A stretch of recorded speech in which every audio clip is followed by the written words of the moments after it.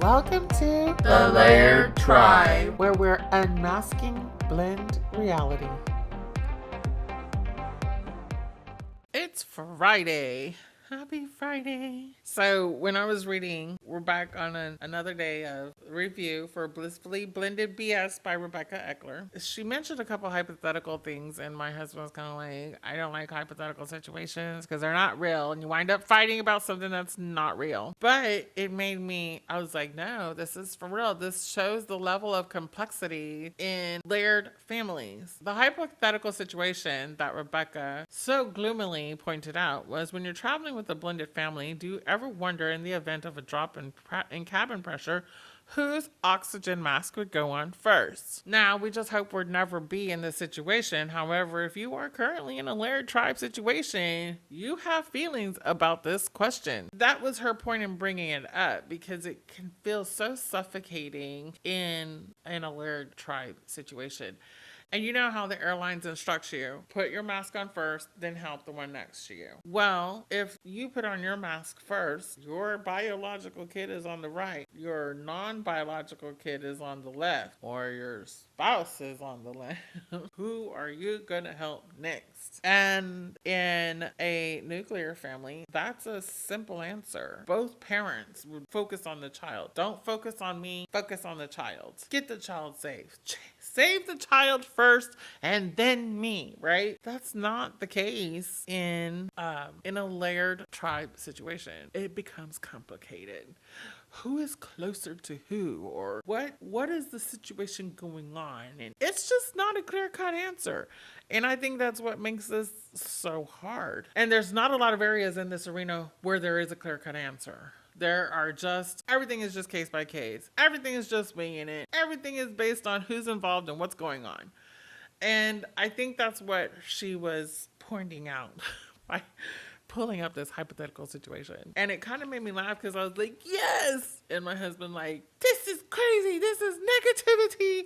And you don't need to be thinking like that. And I'm like, oh, but could you answer the question? And then he refused to talk to me for the next 10 minutes. But anyway, I digress. One of the things that I really enjoyed reading, and I did get my husband a little bit of a debate about, was expectations. One of the things, as my husband and I were talking about this, I realized was I didn't even know what expectations I had when I came into this. Some things are kind of obvious, right? Some things aren't. So my husband and I, before we got married, I did sit there and I was like, okay, we're going to talk through everything because I am not be caught off guard by anything.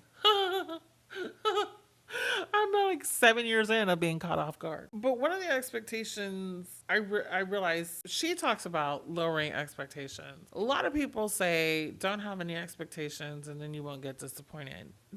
That's pretty hard to do. It's like, don't breathe and you won't get polluted air. Like, okay, then I'm going to die, right? Having expectations and managing expectations is a little hard. I think because we're put into situations where we didn't even think that we would have an expectation on that situation. And then when the situation happens and it's like, oh, well, I just assumed, which we know what assuming does, I just assumed this is how you would handle that because that's how I would handle that, which makes no logical sense, but yet this is how we live our lives. So one of the expectations she talks about is Mother's Day. Now, one thing that is unclear exactly is she doesn't put a timeline in here on like how long they were together. I would never expect anything at all ever from any of my husband's kids on Mother's Day. She had an expectation on Mother's Day and I'm just like, yeah. My mom has been married actually 17, 18 years. Do I tell her husband Happy Father's Day? Yes. Do I think it means the same as if his kids or when his kids say Happy Father's Day? No. Do I think he likes being remembered? Yes. Do I see him as my dad? No. It's kind of like, what are your expectations and why? You know, and so she does talk about how she was very upset about that she did not have Happy Mother's Day. And I was like, wow, that's kind of crazy expectation to have. I don't know about that. Like, what I don't understand why you would have an expectation to be celebrated by somebody who's not your kid and you're struggling to even have a decent relationship with. So I kind of was like, eh. And my husband and I were talking about it, and he was like, well, it's everybody's different. And I was like, that's true. Another thing that she says, and I'm going to quote on here, is our family is starting to unravel because it can't seem to lower my expectations and have started to resent the fact that I'm always being told to be the bigger person and that I'm being unrealistic. That kind of like hit me because should we lower our expectations? And is there a bar?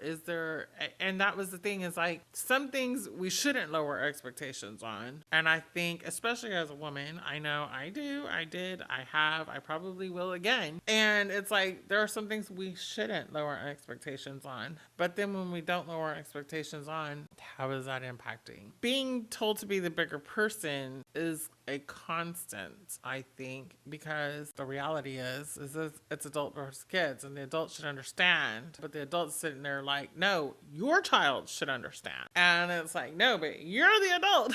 so as far as like expectations and lowering them, I feel like that's kind of touchy, and I guess I want to know from you, what expectations do you think is okay to lower, and what expectations are you like, no, man, you gotta hold them, because that can go so many different ways. I'm gonna end with a little excerpt. Unfortunately, it's quite hard to accept the fact that other people might never have intended to let me down, but that doesn't mean I'm not let down.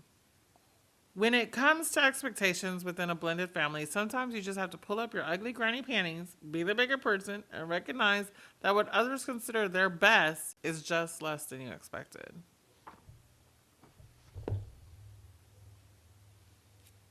I know I'm going to do another whole thing on expectations. To me, I feel like there could be a whole deep dive. Like, there could probably be a month-long series of just expectations. I think this crosses across all relationships as humans, as we relate to other humans, and expectations and how we manage them. Because there are a lot of times that people aren't doing their best, and we're just like, As Melania said, be best. And that was not best, but okay. So every Friday, we are going to be highlighting ways that you can connect with the people in your Laird tribe. Some things cost money. Let's be real. Like, money, the economy. So trying to put in some free things. I hate when you get a list and it's a whole bunch of free things.